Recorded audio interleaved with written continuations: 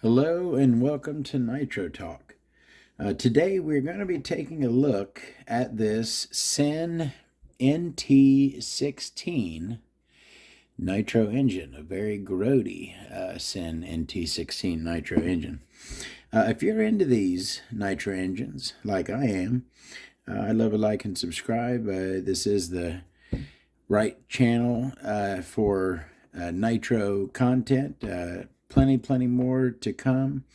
If you're into just kind of a general Nitro discussion, thank you very much for watching. I really appreciate it. So I'm getting ready to put this engine in the ultrasonic bath. Really just filming this intro here to kind of get a look at it before it goes in, because I have done a video demonstrating the ultrasonic bath, but I don't believe I don't think the engine that I did was anywhere near this dirty. These engines, you kind of I can't really make one like this. This is neglect, is what this is. Engines don't get like this unless they're basically never maintained, or I guess never cleaned. I guess you could maintain it without cleaning the outside. But anyways, I digress. Let's take a quick little look at this before we cut, and I'll do the ultrasonic cleanup, and then we'll come back and take a look at here and discuss some stuff about the engine. One of the first things that I noticed is some silicone here at the very top. It's an odd place for silicone. I am used to seeing silicone on the back plate. I'm used to seeing silicone maybe on the carb throat. But up here on the top of the crankcase, it's the first time for me. And what kind of one hypothesis that I have, now I got this engine just as, what you see here. There is no head shim included in it. Now I'm not saying that there wasn't a head shim and the person put some silicone on there to try to stop it from leaking because there wasn't a head shim. I don't know. But there is no head shim here, and there is some silicone here on the top of the engine. So I would think that was probably a leaking problem. I don't know who would just throw silicone on in that place without having a leak. Anyways, the silicone, whatever, I'll get it cleaned off and we'll go past that. The fact that there's no head shim, no biggie. I got plenty of head shims. I'm sure I can find one that works. It's kind of hard to assess the condition of the engine when it is this dirty. So we're going to get everything cleaned up first, and then we'll come back, get a look, see if this is either going to be a restoration engine or it'll be scrapped for parts. But only time will tell on that. We'll have to see how everything looks when it comes out of the bath. But yeah, just another quick before I cut out. That is absolutely filthy. Stuff like this is what the ultrasonic bath is made for. Make quick work of this. And it's the back. Oh, okay, that's another thing. Now, I kind of saw this. This is really, really rare for me anyways. I hate these paper gaskets, right? But very, very seldom, I'll pull an engine apart and the paper gasket is actually reusable. As I was looking at this, and everything here is pretty in dire shape, right? But I'm looking through all that crud, and I'm like, well, it doesn't appear to be ripped. If I can get this off of here without damaging it, yeah, it is kind of stuck. Gotta be really careful.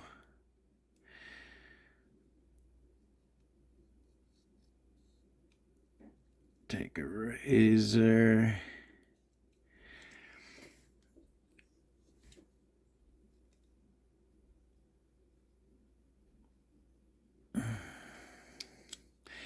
Yeah, these paper gaskets come on OS engines and others, apparently. But mostly what I find myself in need of them for is for OS engines. Come on now.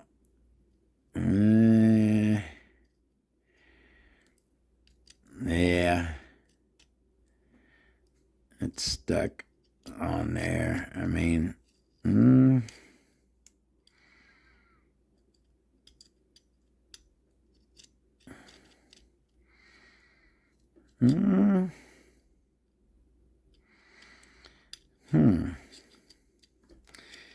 I'll tell you what.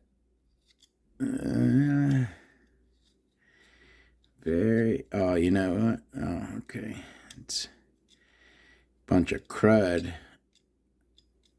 I'm having to push it over. I'll tell you what. It's got some silicone on it, but I tell you what, that is reusable. I will be able to reuse that. Cool. Don't come across a whole lot of those paper gaskets. A little bit of damage right there, but it's not ripped and missing. It's there, so I think that'll hold a seal fine. It's on the outside where the screw is. That will work perfect. So anyways, let me put that up where it goes. All right. I'm going to get this into the bath, and I will be back in 2 and 2. All right, we are back. We are out of the bath and toweled off. Now, you can't expect... That thing was filthy. You saw that thing, right? You can't expect everything to come off of it, you know. So it looks okay, but, you know, that stuff was baked on. You know, it's not just gonna... Like you're just gonna come right off of there. Psych! Look at that thing. Boom! That ultrasonic bath does not play games. That's what you want right there. All right. A couple things. Number one, I realized that there's no carb here, so I would have to throw carb on here. No problem. I got plenty of carbs. The rear bearing was out, but I put that back in. What was the other thing I saw here? I don't remember. I'll probably come to it. But before I start throwing this back together, let's take a look at the parts. I don't think I've done an NT-16 on the channel. So let's take a look-see at the parts. That's a crank, and if you are thinking to yourself, it looks a lot like a Vertex, that's because the Cen here is made by Vertex. This is essentially a Vertex VX16 right here.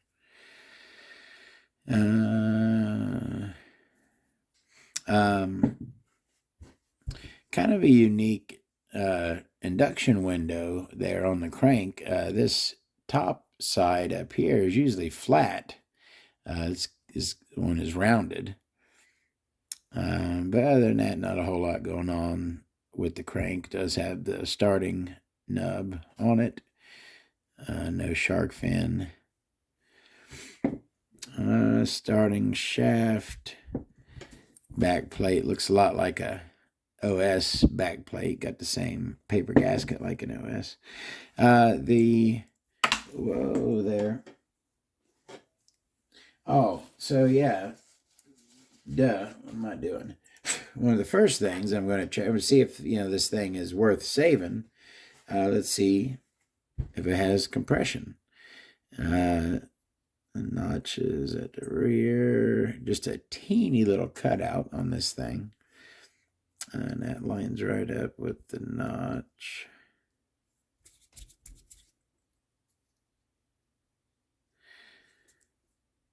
Oh yeah, not bad. Yeah, you got to push it good to get up to the top of the stroke. Anyways, so yeah, compression is fine, and with compression being fine, I don't see the rod being sloppy. But let's take a peek ski and check.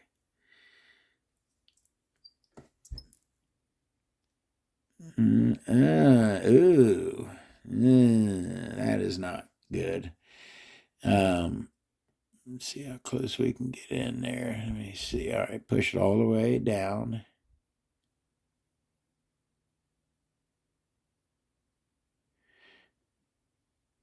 Try not to move my. Yeah, you can visibly.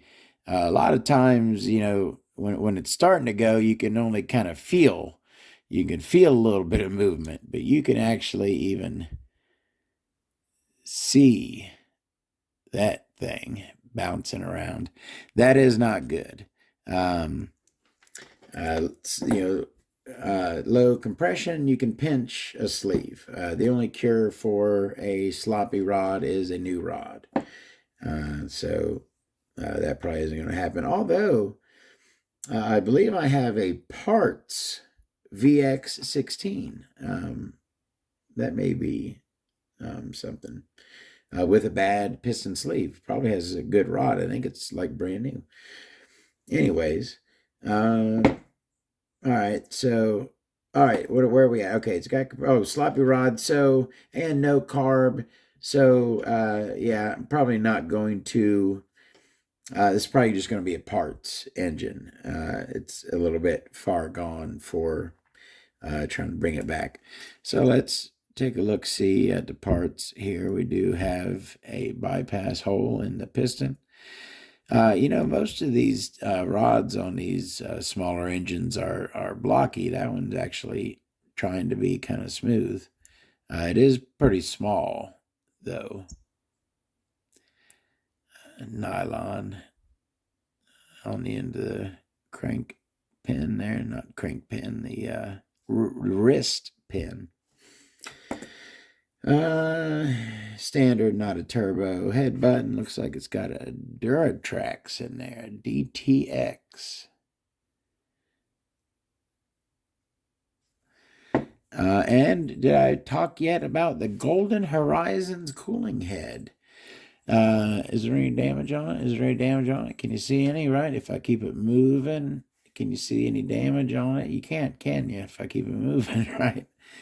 I did my old, had a scratch on it. I keep a black Sharpie in my tool bag, but I also keep at the house here a red and a blue in case I need to do a little touch up. And yeah, if you keep it moving, you can't even see it. It's a joke. All right. Golden Horizons head. I like these. I've got a couple Associated Pro 21s with these cooling heads. This top piece here, you can see the 4 bolts. You could get interchangeable ones with different colors. And these were generally sold vehicle specific, not engine specific. Like you would buy one for the Terra Crusher or for the Menace, Schumacher Menace, whatever. They were vehicle specific. All right. What do we got to look at here? Our sleeve here, kind of standard small block, lower end small block fair.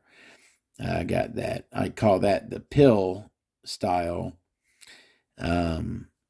exhaust, kind of rounded rectangle there. No fangs or ramps on this engine, on this sleeve. But these Schnurley ports, the side ports, are very nicely angle cut. You can see that they are angled quite nicely. There's at least that, right? Yeah, not a whole lot going on with that sleeve. Big square, rounded square intake/boost port, rectangle exhaust, and a couple Schnurleys on the side.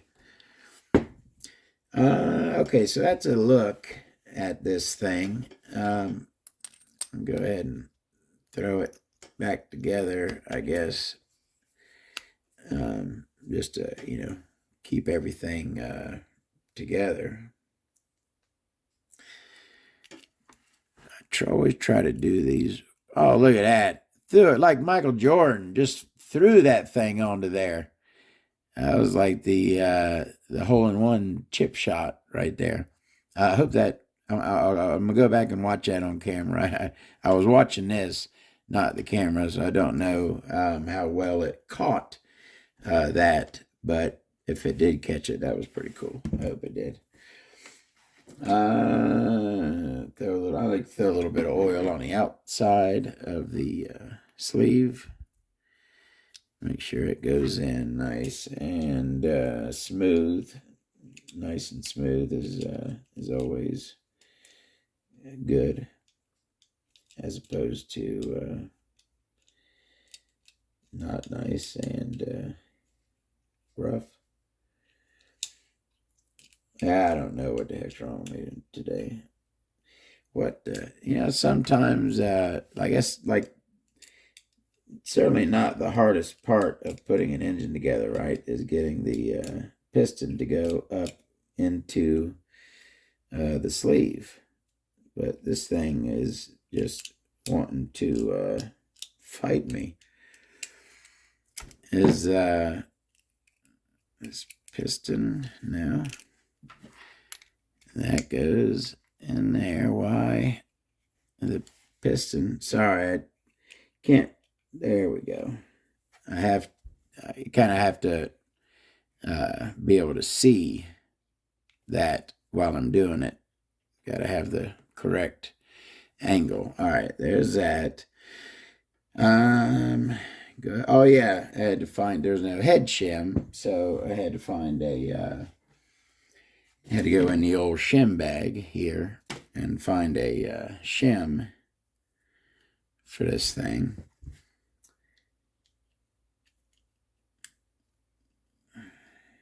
Huh? It's not. Oh, wow. Did you see that? I wonder if it caught that too. You see this teeny crack? I didn't even think that went all the way through. It should be filled with debris from years. Anyways, that shim just went right through that crack right there. All right. This didn't fit. I went to put this on here. That is not, it's not just, sometimes it can be a pain and it's a little big and just doesn't want to go on. This thing is the wrong size.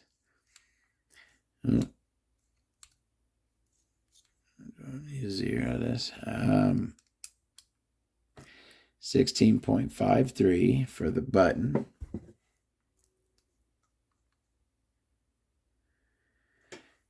15.68 for the sleeve. Yeah, that is not the right head button. And that head button was kind of sitting, it was sitting inside this cooling head. So it looks like those two go together. But they do not go with this engine. All right, so yeah, this is certainly a parts engine at this point. Yeah, it needs a carb. It needs a head button and cooling head. It needs a ton. But I'm going to go ahead and throw these parts that are from, all of the parts of the Cen NT-16 engine that I have. I'm going to put them together here so at least they stay together. That was something that I used to, I'm kind of going back and trying to resort. A long time ago, I had, what I did, if I had an engine that was a parts engine like this, right?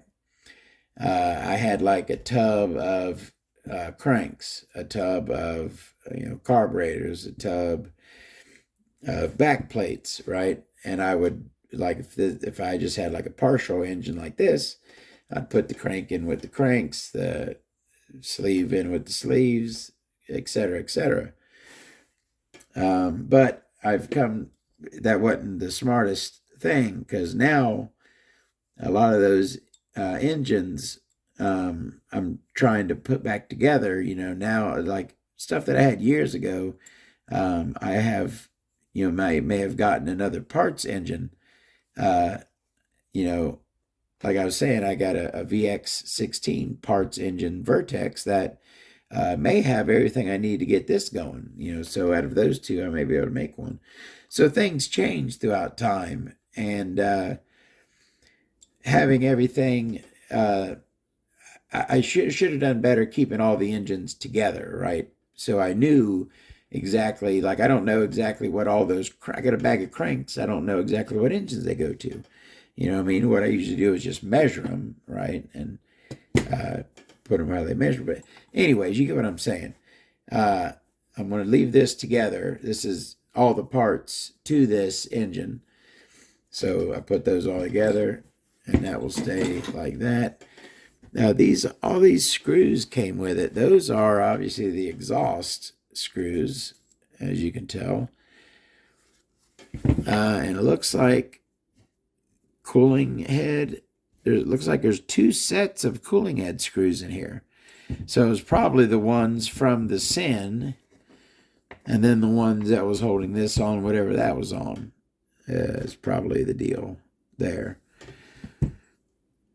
Another kind of weird thing I noticed, I cleaned up this. This is called a drive washer, I believe, is what this thing is called. A lot of these on like airplane and boat motors, but it goes on, it's keyed, and it goes on that thing right there, and then it grips, those teeth grip the flywheel, right? This is like the old school method here. I noticed a band around here. I never seen one of those before. A rubber band. What's an odd looking hole there? What would that hole be for? It's not a set screw. The hole doesn't go all the way through. That's odd. And then it's got the band around it. That's something new. Don't you just love different stuff in Nitro? You know what I mean? I love going through an engine and just seeing different things. That's what I love about these engines. If you knew how many engine rebuilds I have done, I think it is safe to say that I have taken apart and put back together a Nitro engine. I think it's a very safe estimate to say 200 times. And in that, even after 200 times of tearing apart an engine and putting it back together, I still, every now and then, see something that I have never saw before. And I love that about these Nitro engines. And they never get old. Thank you very, very much for watching. Oh, yeah, forgot to mention. A viewer sent me this engine. I guess this was, I don't know, I doubt that they were using it anytime recently in the condition it was in. Maybe it was on a vehicle that they got, and they replaced this, put a newer engine on it, something I don't really know.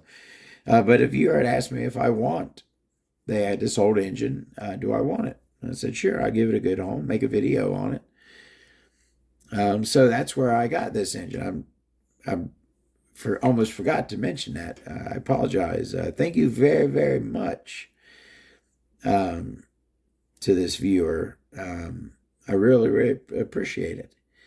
I'm kind of rambling now, but I had this idea, and I wasn't even going to propose it until, I had been on YouTube for like a year or two, like very well established. But I was going to say, if there were people out there who had an engine like that, would be a very good example, something that maybe is locked up from sitting with oil in it for years, a frozen engine. If anyone wanted to send me an engine and pay to have it sent back, right? So that would probably be, I'd say, it's safe, depending on where you're in the country, probably about $20. $10 to send it, $10 to send it back. So for about $20, if someone had an engine that just needed rebuilt, of course, I'm not going to be replacing parts on the engine, but basically just a tear down, clean, and rebuild, maybe a pinch if it needs it, or something like that. That I would do that for free to be able to make a video. I would rebuild the engine, make a video of the rebuild, and then send it back. One of these days, we can talk about that. I've got a couple ideas. I'd love to somehow be able to help people who can't get their cars running. Who need like tuning help. Kind of like a call-in show. I was actually thinking, I have a very large collection. I got most engines, right? I have. I was thinking maybe someone who would have a hard time, let's say a very common example, like a Traxxas 3.3. Someone was having problems with a 3.3. I could grab a 3.3 and actually, like during a live or something, I was be like, okay, do this to it and actually show them on the engine, grab this. This is the high-end needle right here. Turn that, X. I'd love to be able to help people whoever issues in the nitro hobby, newcomers or whatever. But anyways, I've done enough rambling. Really, really appreciate it. Thanks for watching. Y'all have a great day. We'll see you next time with more nitro.